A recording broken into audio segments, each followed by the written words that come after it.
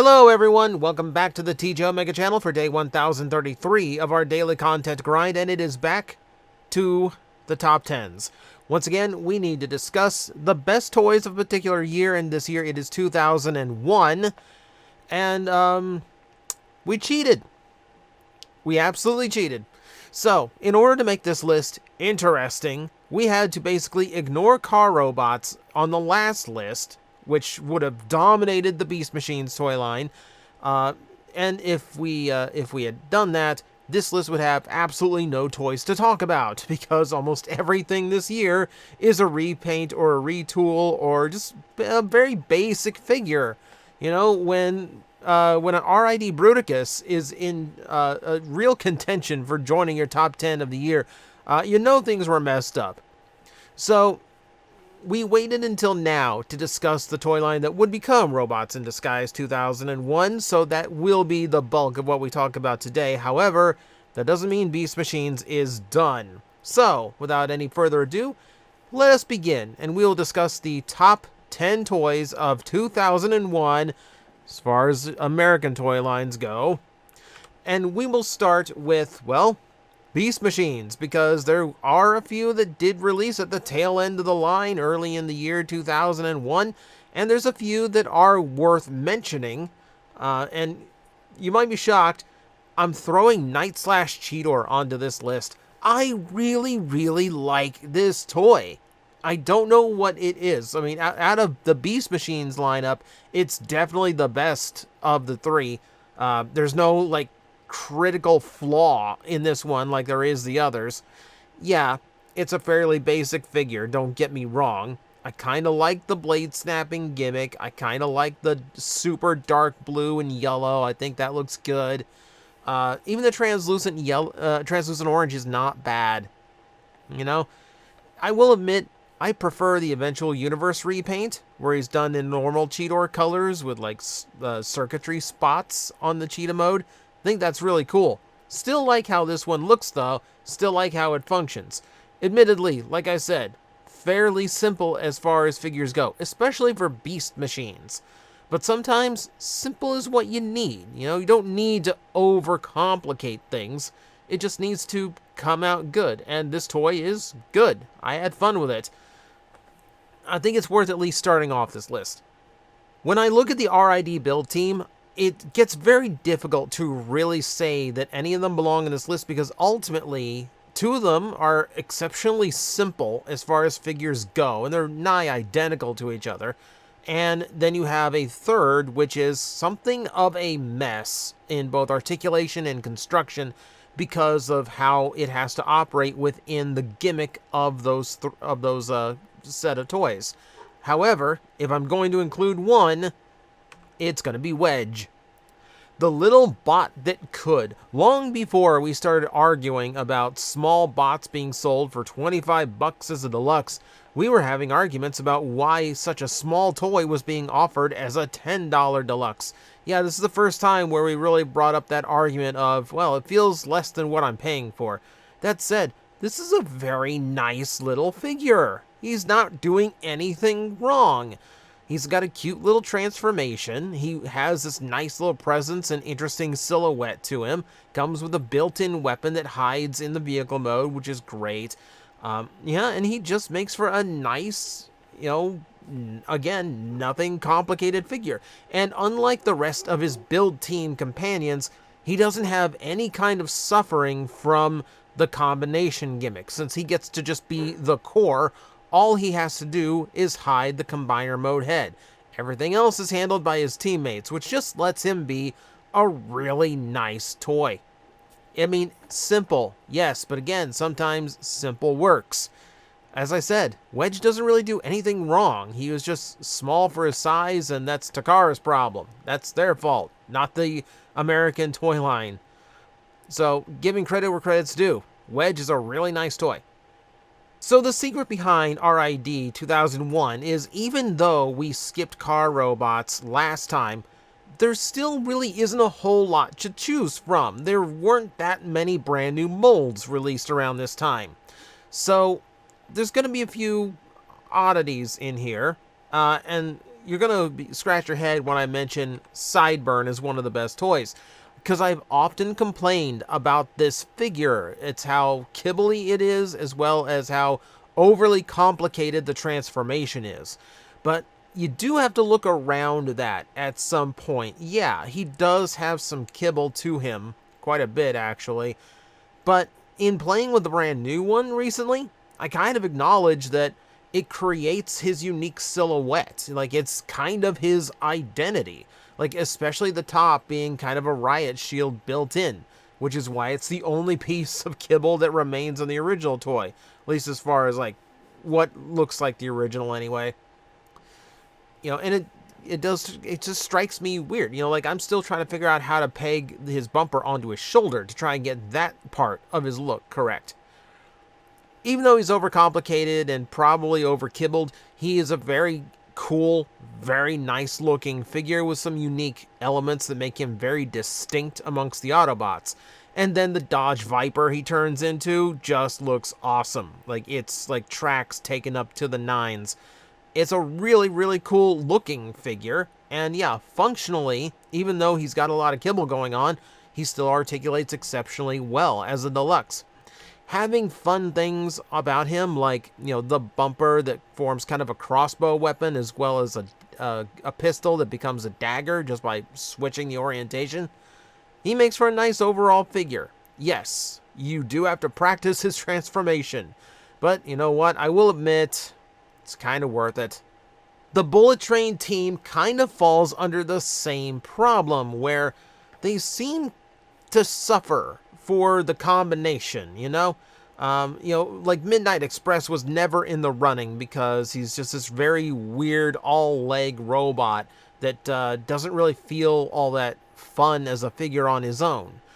So it just kind of left me with two options here, and they're really not great enough to include both. Ultimately, I decided Rapid Run gets the nod. So among all three of the Bullet Trains, Rapid Run is the one that just feels like the most solid figure overall. His overall styling does not suffer in the least for his part in the combination. Granted, that's because he plays a fairly insignificant part of the combination. He's the waist and the backpack. Nevertheless, it does mean he gets to be a very nice looking figure on his own. His proportions are very well thought out. Using the front end of the Bullet Train as his chest. Very classic for Autobots, and it looks really nice. I definitely prefer it to the long leg Midnight Express, and if I'm being brutally honest with myself, even though I think the colors are better on Rapid Run, I do prefer it over, like, the Combiner Mode head sticking off his chest and gigantic shoulder pauldrons. This is a much more balanced figure. It just feels better as an individual Transformer, you know? As part of this list, part of my rules is, unless it was sold together as one box, I can't count it all together. If this was the 2000 version, yeah, JRX's box set would be high on the list. But we're judging these individually because that's how they were released in America. And if you got to go with one, Rapid Run is a pretty solid choice. It's going to be no surprise that all of the Autobot brothers are going to show up on this list eventually, so of course it's just a matter of who and when. We've already talked about one, which will tell you who my favorite is when we talk about X-Brawn. X-Brawn's a really fun toy. Like, it's just the fact that there's just a lot, like, the top end of this list is very heavily stacked, which is the only reason why he doesn't make it any further. Obviously, with that gigantic, like, He-Man Fisto arm, he obviously has a very memorable and unique silhouette to him. He functions really well. Like, he transforms kind of nicely, and it's interesting because a lot of it is very asymmetrical. There's a lot of, like, really interesting working of parts going on to him. I do like little touches, like the fact that the front end of the car actually can raise the hood so you can see the engine underneath. I like how all of the weapons that he has can have multiple uses. You know, being a brush guard, being missiles, really nice to see that. That functions well. And again, he just looks nice. I like the silver and green a lot. I'm biased, I know. But the overall robot, I think, looks really cool and unique as well. Again, he's not really doing anything wrong. He does have some kibble going on, but I don't think he wears it too bad. Even the way he stores his weapons kind of gives him a cool looking silhouette. The Autobot brothers in general are just really solid figures. And I think just seeing how Beast Wars engineering could apply to a car transformer is a big reason why RID is still so beloved today. And unique figures like X-Brawn are really another example of just why this toy line deserves to be remembered. Let's all give one farewell to Beast Machines, because this is the end. This is the last time we can mention them on this list anyway. There is one toy that actually does deserve to be this high up. If you are a Beast Machines fan, you know what it is already. It's the Blast Punch Optimus Primal. Finally, they needed a second attempt at it, but they actually did get an Optimus Primal out that was somewhat show accurate. Actually did serve as a nice, big, solid action figure. And yeah, it even makes for a decent gorilla. There's actually a little bit more transforming than you would expect to this toy in order to make it all work. It's a really nice figure overall. Even I can admit that. I think it's the best toy Beast Machines ever produced. And yes, I'm including the crazy like Air Attack Primal, even though that's technically RID and it's late RID, so it's not on this list. That said, they nailed this one. This is a really fun toy. This is a really nice iteration of Beast Machines Optimus Primal. Even the Blast Punch gimmick is nice and doesn't really interfere too much with how the toy functions. Not really a whole lot more to say about it. Like, it's just a really, really solid Primal figure. And I mean that. It's like rock solid as a toy. If only they'd started this way, I don't think Beast Machines would have been looked down on so much. You know, if they'd all been this screen accurate and all felt this good, we probably would have been talking about Trends Tech today as a toy line we remember. But instead, this is what we got. But you know what? As the best the Beast Machines had to offer, I'm happy to take it.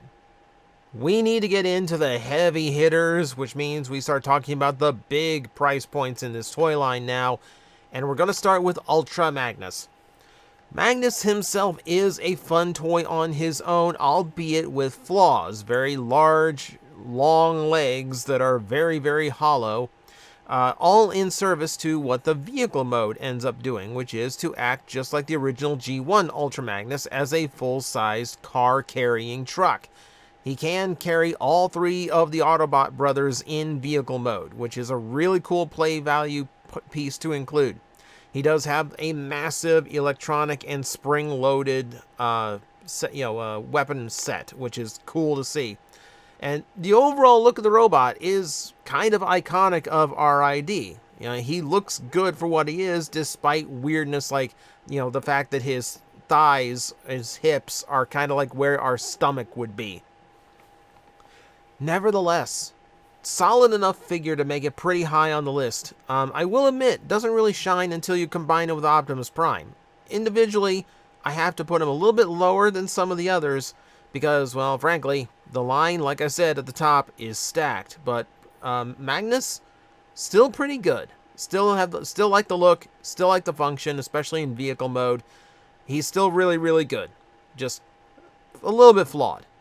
It's time to polish off the Autobot brothers, and we will be talking about my favorite. I've mentioned him before on this channel as my favorite of the RID Autobot brothers.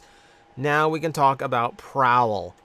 So, when you're incorporating the Beast Machines design ideas into vehicle toys, you end up with Sideburn and X-Brawn, especially recalling these are Takara designed and engineered, and they relied far more on kibble and panels for Beast Wars toys than Hasbro did.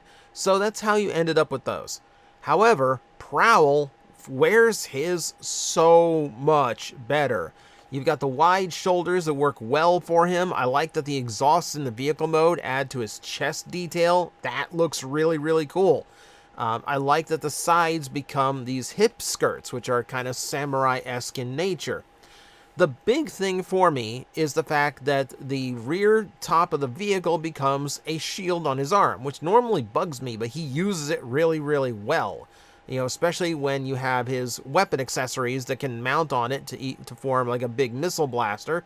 You can put them on the back of the vehicle mode as kind of rocket boosters. You can mount them to his light bar, so they can either be higher up in vehicle mode for attacks, or they could act as something of a jetpack in the robot mode. Pair all of that with a very classic looking deco, given a completely new form and life in robot mode, and you have a very, very, very good figure. I can sing the praises of this toy. I love the look, I love the function, I love the creativity that goes into how his accessories are used. I even like the little tricks, like the fact that his feet are the seats in the vehicle mode. That's really clever. Yeah, easily the best of the Autobot brothers. Good looking, good functioning, all around, just really good. You can see why they use this mold so many times. The top two are going to be very obvious, and like with a lot of these lists, it's just a matter of which one did I happen to choose.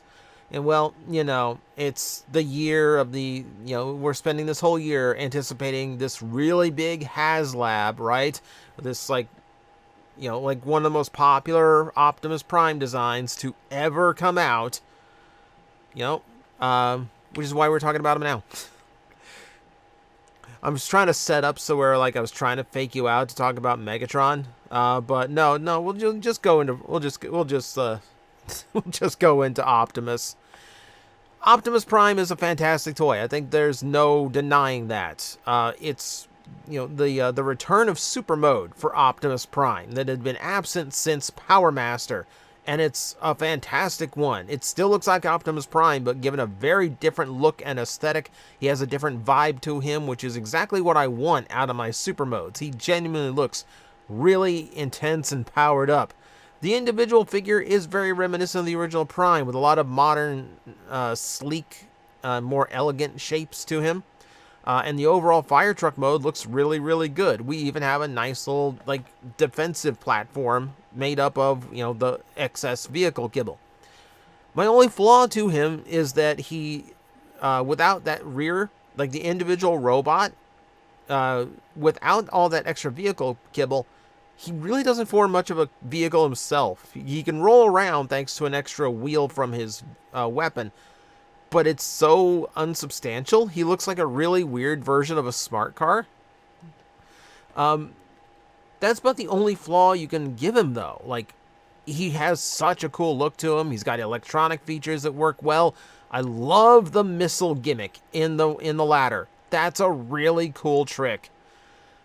Fantastic toy all the way around. No wonder he's getting the HasLab, and so many people are anticipating it. Yeah, should be good. If it's better than the original, it might be one of the best toys we've ever gotten, because this Prime was something else. If I did Optimus for number 2, then there really can only be one. And unfortunately, with how these lists work, this is how it works a lot of time. If Optimus is in one spot, Megatron is in the other. Because, of course, the two big characters of the brand are going to get the best toys every year. But this toy was something special. This toy was really something special. We're going to acknowledge right now that the fact that this toy has so many modes is down to just basically just how simple the engineering really is. You know, everything about it is mostly accomplished by the normal joints that he would have as a robot. But that meant his robot was extremely articulated for an early 2000s toy. And you combine that with just how cool his silhouette looks, all the extra accessories he comes with, and just the deco, which looks amazing and evil in a really, really strong way. And then there's just the fun of the toy. Because you see 6 modes, and he gets to turn into here: car, bat, dragon, jet, robot, hand. But then there's the fact that the American version of this toy has all the retoolings from the repaint in Japan, meaning he's actually capable of all 10 official modes that this mold had. But the fun of this toy is the fact that because his engineering is so versatile, you could just basically make whatever you want. You know, we had an 11th mode come out semi-official We had people coming up with brand new modes for him all the time. I came up with a cannon mode for him. It's just a toy that kept giving because there's just so much it can do based on just all the extra parts attached to him and how ultimately he is a very simple toy. Brilliantly simple. It just gives you so much to work with, and yeah, it kind of is kind of a really good toy to just like spur your imagination on. So, with that said, R.I.D. Megatron, the artist formerly known as Gigatron, that's my toy of 2001. Easily the best of robots in disguise.